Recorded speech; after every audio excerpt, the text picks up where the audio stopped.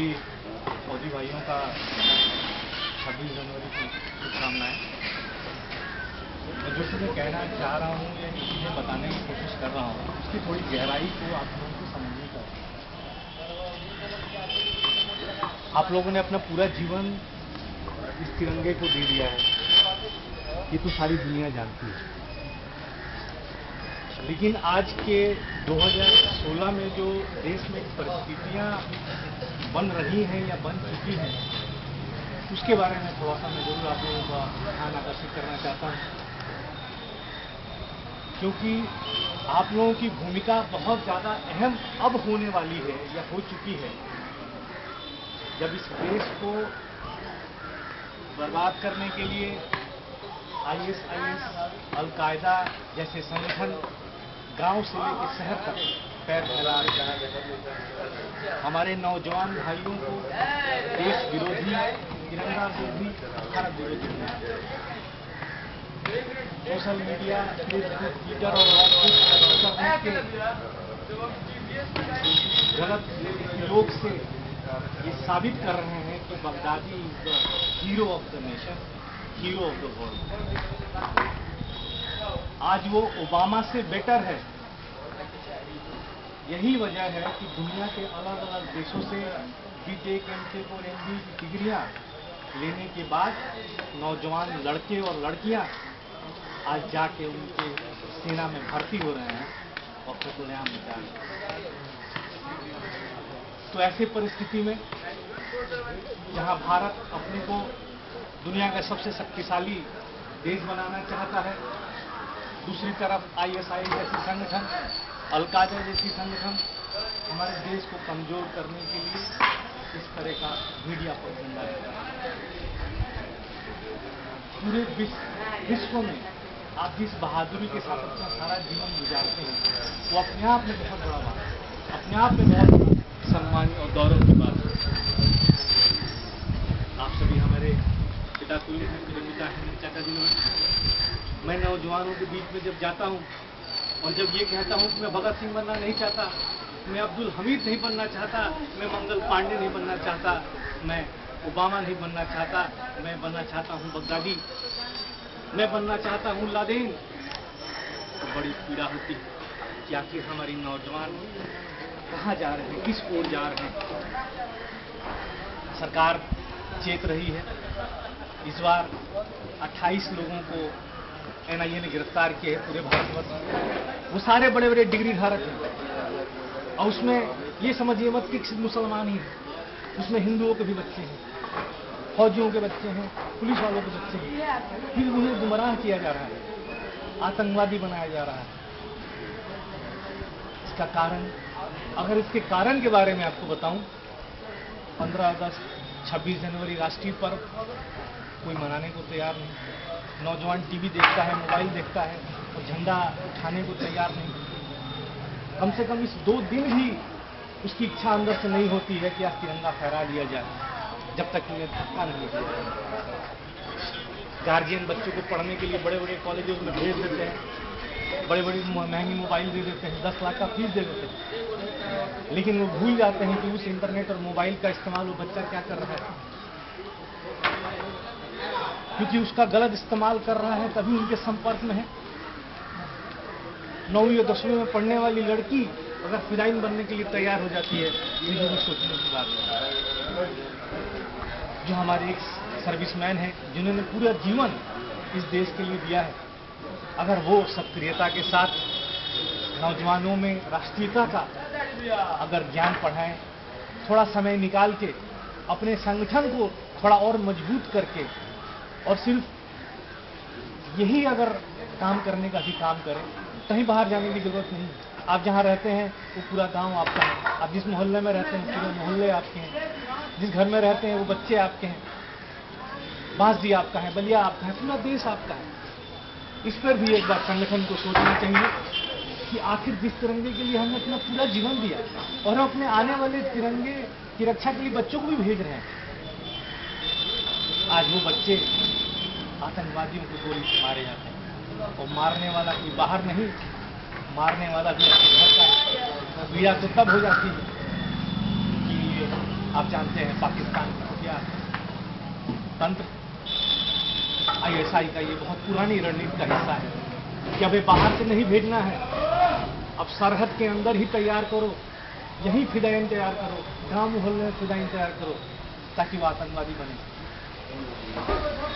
हथियार भी दिलाओ और भाइयों को भाइयों से लड़ाओ। एक भाई फौजी है, दूसरा आतंकवादी है, आप अपने भाई की हत्या कर देता है।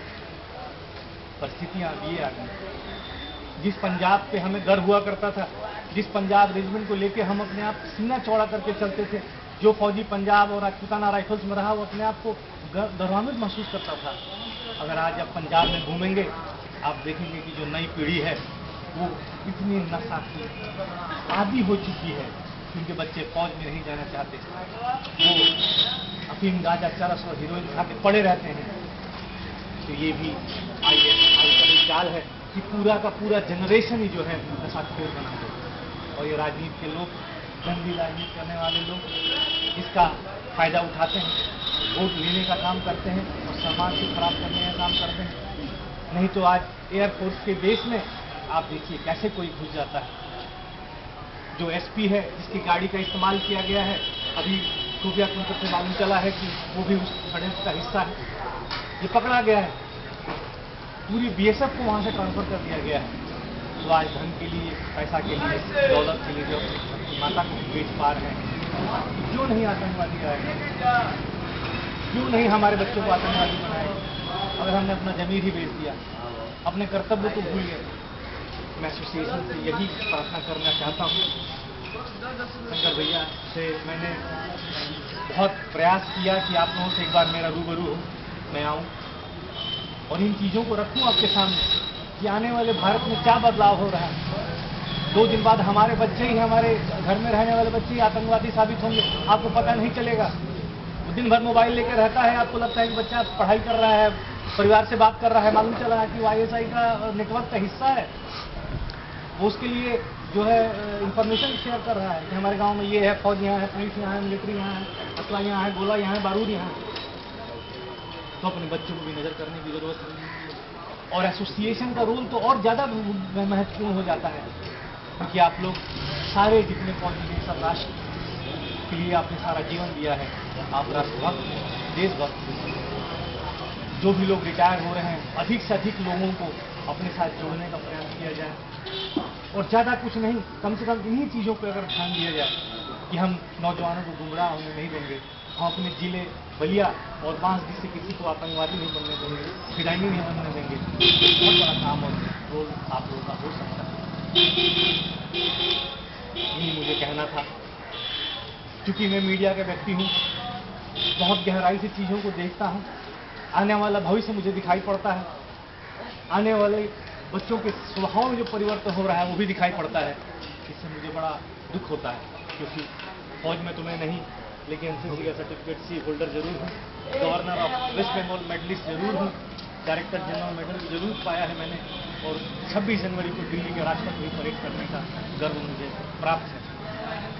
इसलिए मेरे अंदर भी मेरे खूनों में भी वही गर्मी है जो आप लोग। मैंने 3 बार NDA निकाला, 4 बार CDS निकाला। हिंदुस्तान का कोई SSB भी बाकी नहीं है जहां मैंने इंटरव्यू नहीं दिया हो, लेकिन शायद मेरी किस्मत में फौज की वर्दी नहीं थी तो मैं सिविल में आ गया।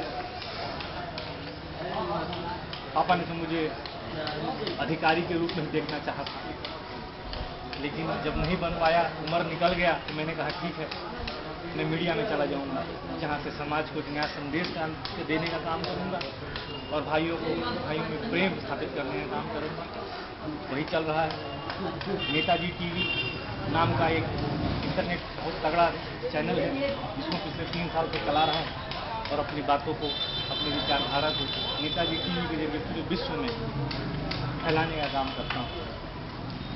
बहुत ही नौजवान नेताजी TV जरूर देखते हैं, अपना मोबाइल खोलिए, नेताजी TV डालिए, देखिए हमारा चैनल दिखाई पड़ने लगेगा। जो 15 अगस्त वाला जो कार्यक्रम हम लोगों ने किया था, तो सारी दुनिया देख रही है नेताजी TV के जरिए।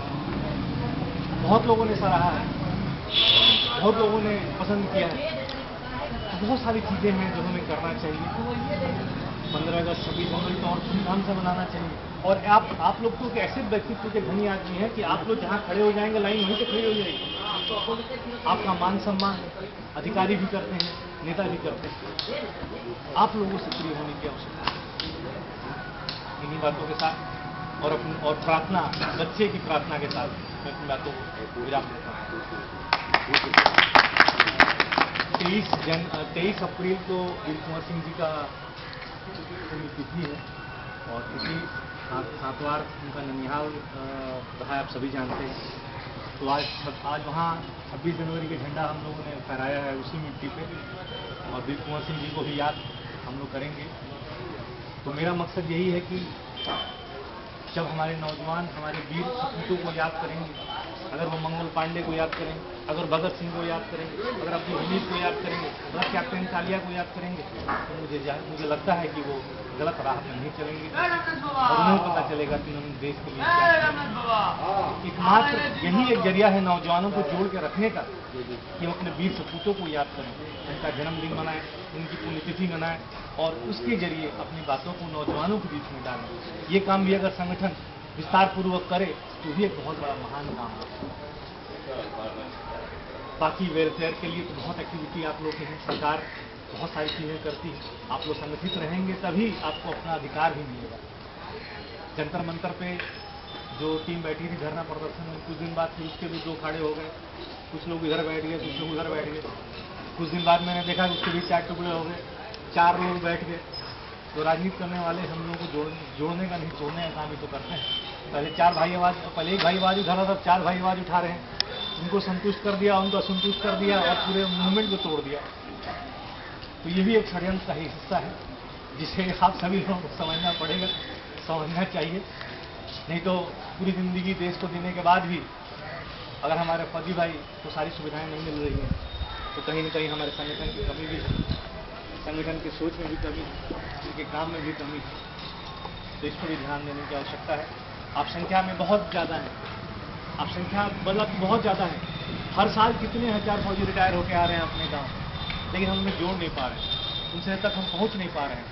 हमारे जो यहाँ कार्यकारिणी के लोग हैं, अध्यक्ष जी हैं, थोड़ा सा अगर एक्टिवली काम करें तो अपने भाइयों को ही अगर जोड़ने का काम करें तो आपकी संख्या बल बढ़ेगी। और हिंदुस्तान में अगर संख्या बल बढ़ती है तो हुकूमत आपकी बात नहीं सुनती, चाहे वो थाना हो, पुलिस हो, डीएम हो, एसपी हो या आपका ही सैनिक अधिकारी हो। इन्हीं बातों के साथ मैं प्रार्थना करूंगा कि इन बातों पर थोड़ा सा ध्यान दिया जाए। ऐसा है कि जय भारत। कारण ये है कि जो नए बच्चे आते हैं, कम सर्विस में आते हैं, 15 साल 16 साल में